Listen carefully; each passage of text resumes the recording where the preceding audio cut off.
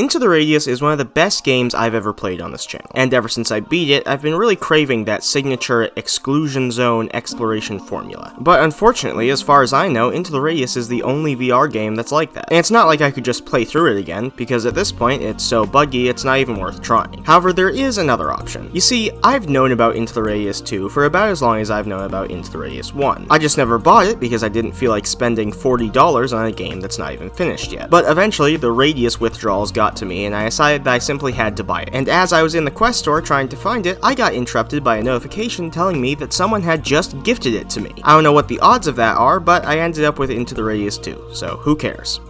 Where's he going? Sir, where are you going? Where are you going?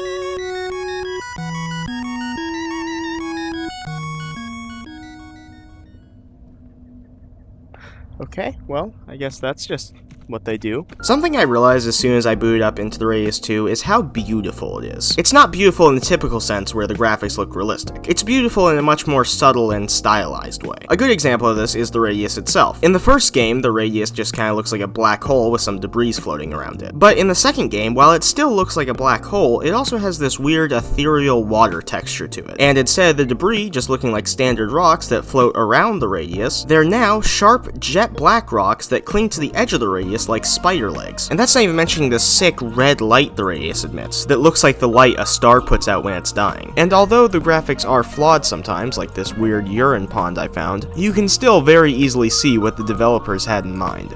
I'm gonna be like a sniper. Oh, I'm locked in. Oh, I'm locked in. That looks so cool.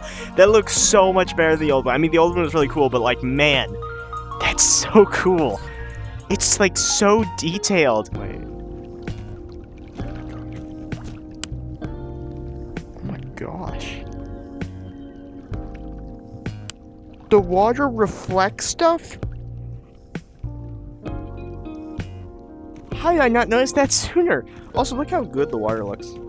Or not water, I got like blood or whatever that is, I don't know, it's red. After I finished the tutorial, the game sent me to Facility 22, which acts as this game's home base, and I absolutely love it. Something you should know about me is that I am a sucker for home bases. The whole concept of having a safe house where you can store and display all your stuff is so cool to me, and this game has one of the best I've ever seen. Facility 27 is essentially just a fortress. It's massive, and it's full of stuff that you'll need during the game, like a dormitory, an armory, a command room, a shop, a laboratory, which they haven't added yet, and even a checkers board. That last one isn't quite as essential as the others, but it's still pretty cool.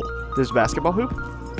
There's a basketball hoop. Where's the basketball? There simply has to be a basketball in this game.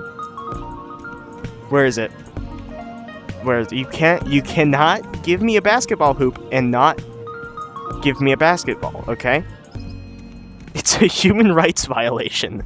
After I did some small missions in the first area, I moved on to the forest, which to my knowledge is the first zone in the game that has enemies. The reason I know this is because while I was doing a top priority mission, I got absolutely ambushed by about 15 fully armed mimics. The best part, of course, being that that was my first time seeing the enemies in this game. And you know what? I'm not even angry, because the enemies in Into the Radius 2 are awesome. They all have very different weaknesses and death animations, which turns every encounter into a unique minigame where you have to target the right weak points for the right enemies. My favorite enemy is probably the mimics. They're pretty much the same as in the first game, except now when you shoot them in the head, it goes flying at the speed of light in the opposite direction of where you shot them from. I got him. I got one, and it was incredibly satisfying. Hold up. Not only does this make getting headshots feel amazing, but it also helps sell the ideas that the enemies are made out of stone, which I probably should have mentioned before, but yes, the enemies are in fact made out of stone, I think. Someone's shooting me. Oh my gosh, it's the shooter guy. Where are you? Hey, but oh wow, there's a lot. Oh my gosh. I'm on easy. This is with decreased enemies. Dude, look at them. Look at the amount. Oh my gosh. Oh my gosh, I'm out of ammo. Alright, just take me. I'm just gonna load a save.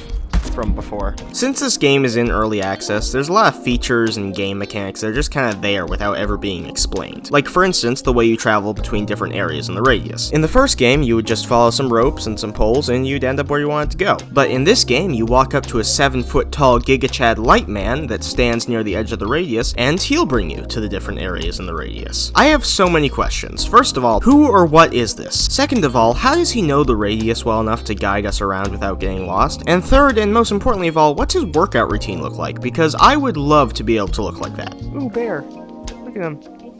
They're so cute. Except for that one. Something went very wrong when the painter was trying to paint that dude. Oof. Anyways, I have so many thoughts on this game that it would be impossible to get it all into one video. So I'm definitely going to be making another video on it very soon. And I can't wait to see what they add in future updates. But for now, I truly hope that everyone watching has a fantastic day, and if you enjoyed the video, maybe I'll see you next week.